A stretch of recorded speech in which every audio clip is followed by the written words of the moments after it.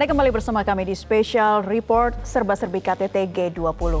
Pemirsa, di hari kedua KTT G20, Indonesia menunjukkan komitmennya untuk mengatasi perubahan iklim global, di mana Presiden Joko Widodo mengajak kepala delegasi G20 untuk menanam bibit mangrove di Tahura, Ngurah Rai, Bali, dan berharap bisa menginspirasi seluruh negara untuk melakukan hal yang sama demi mengatasi perubahan iklim. Seperti apa menariknya Taman Hutan Raya Ngurah Rai yang menjadi saksi sejarah gelaran G20? Berikut laporan jurnalis MGN, Mercy Wijaya dan Alan Indra.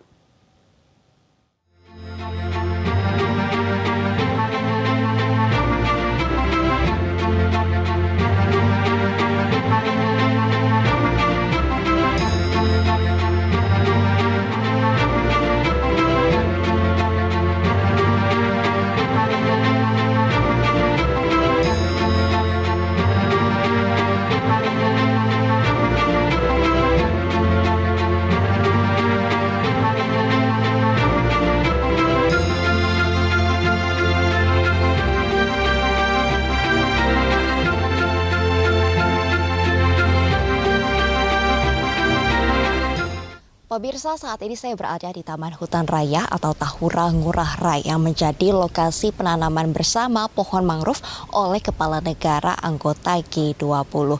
Inilah pemirsa tempat para pemimpin negara menunggu acara dimulai, yang mana dihadiri oleh Presiden Joko Widodo dan beberapa menteri kabinet.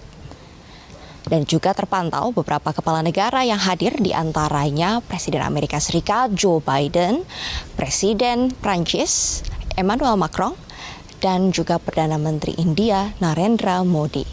Pemirsa, Taman Hutan Raya atau Tahura Ngurah Rai berada di Bali, tepatnya di kota Denpasar dan juga Kabupaten Badung. Dan memang lokasi dari Taman Hutan Raya ini cukup strategis, berada di antara 3 kawasan utama wisata di Bali, di antaranya Kuta, Nusa Dua, dan Sanur. Ya, sementara itu pemirsa, kalau kita lihat luas dari Taman Hutan Raya ini sendiri mencapai 1.300 hektar. Yang mana Taman Hutan Raya Ngurah Rai ini merupakan satu-satunya taman hutan raya dengan air payau yang ada di Bali. Ya, pemirsa, dari posisi ruang tunggu tadi, para pemimpin negara hanya perlu berjalan sekitar 200 meter sampai tiba di lokasi ini yang merupakan Plaza Mangrove, tempat di mana pemimpin-pemimpin negara G20 menanam pohon mangrove bersama sebagai tanda kepedulian lingkungan. Desain dari pohon mangrove ini sendiri didesain khusus dengan tulisan G20. Dan kalau Anda lihat, disinilah pohon-pohon yang kemarin ditanam oleh para pemimpin-pemimpin negara. Dan ada tanda khusus yang berlambangkan Italia, Indonesia, dan juga India. Ini merupakan 3 negara troika, yang mana Italia memegang presidensi G20 sebelumnya, dan tahun ini dipegang oleh Indonesia, dan tahun depan akan dilanjutkan oleh India. Berbagai fasilitas lainnya juga dibangun di Taman Hutan Raya supaya para kepala negara dapat menikmati suasana hutan taman raya dan juga hutan mangrove di Bali ini. Yuk kita lihat bersama-sama bagaimana fasilitas yang disiapkan bagi para kepala negara. Untuk menikmati keindahan Taman Hutan Raya ini, para pemimpin negara G20 menyusuri titian yang terbuat dari kayu, di mana kita bisa lihat dari sisi kiri dan kanan, ini banyak pohon bakau dan juga pohon mangrove yang menjulang tinggi. Sebagai informasi, pemirsa, pada tahun 1927, Belanda menetapkan wilayah ini sebagai hutan tutupan, yang artinya satu lahan yang dikhususkan untuk ditanami tumbuh-tumbuhan dan dapat memenuhi fungsi sebagai ekosistem hutan, sehingga dapat menjadi rumah bagi para satwa. Namun statusnya semenjak tahun 1927 itu terus berubah, dan saat ini statusnya sebagai Taman Hutan Raya Ngurah Rai.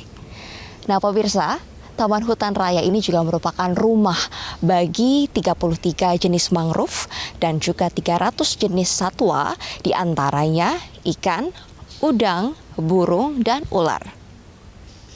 Pemirsa, Taman Hutan Raya seluas 1.300 hektar ini merupakan salah satu kisah sukses bagaimana menanam, memperbaiki, dan juga memelihara hutan mangrove. Yang mana sebelumnya ini merupakan area tambak ikan yang sudah terabrasi oleh air laut. Pemirsa, saat ini Taman Hutan Raya merupakan berfungsi sebagai penyerap karbon dan juga menghasilkan CO2, menjadi rumah bagi para satwa dan juga mencegah abrasi laut. Oleh karena itu, Indonesia mengajak negara-negara G20 untuk melakukan aksi nyata, berkolaborasi dan bekerja sama untuk pembangunan hijau dan inklusif. Dari Bali, Mercy Wijaya, Alan Indra, Metro TV. Arsitek Showcase Mangrove G20 Iwayan Kastawan berharap mengisahkan tentang proses pembangunan Showcase Mangrove, juga rencana ke depan. Bagaimana Showcase ini menjadi bukti nyata komitmen serius pemerintah Indonesia dalam menghadapi perubahan iklim.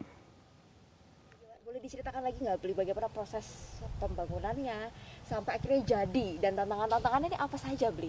Iya. Sekarang kita berada di Showcase Mangrove G20 ya. H+1 karena kemarin kepala negara sudah menanam mangrove ya di tempat kita berdiri saat ini.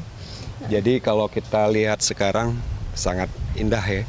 Tapi bagaimana sebelum ya, ketika kita mendesain ataupun membangun ini tempatnya dulu seperti di belakang itu hamparan pohon mangrove ya. Di sini lahannya agak berbatu.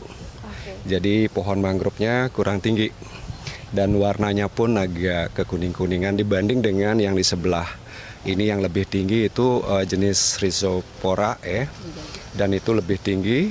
Nah, di sini juga terdapat beberapa fasilitas ya, seperti misalnya ada wantilan yang memang belum selesai. Waktu itu pemilik yaitu Pura Candi Narmada, pemilik wantilan, pada saat awal kita cek bersama Bapak Presiden dan beliau menyarankan untuk memakai bangunan wantilan itu. Kita lalu cek secara kekuatan, structure ya, dan pada simpulan bahwa wantilan itu bisa kita gunakan, strukturnya masih kuat, lalu kita selesaikan seperti yang kita lihat saat ini. Lalu ada juga beberapa sarana tempat peribadatan, baik itu untuk tempat melasti maupun untuk konco ya, bagian dari konco. Dan itu kita relokasi dan sekarang menjadi bagian dari showcase ini. Baik. Bli, tadi Bli sempat katakan ada tantangan tersendiri ketika membangun showcase ini karena pasang surut air laut, Bli. Apakah itu betul? Boleh diceritakan nggak sih, Bli, bagaimana proses tantangan-tantangan lainnya, Bli? Kalau bicara pasang surut air laut di Teluk Benua ini, jadi sekitar jam 11 pagi ya, sampai dengan jam 3 gitu, waktu daripada pasang surutnya. Sehingga ketika pasang, mungkin di sini agak berlumpur ya, sehingga kita lebih membuat sekat-sekat ya, dinding untuk area kerja kita sehingga tidak tergenang oleh air. Tapi setelah jam 3 ya overall semua tempat bisa kita ya lakukan pembangunan. Baik, area yang begitu. Special Report Serba-Serbi KTT G20 akan kami lanjutkan kembali usai jeda.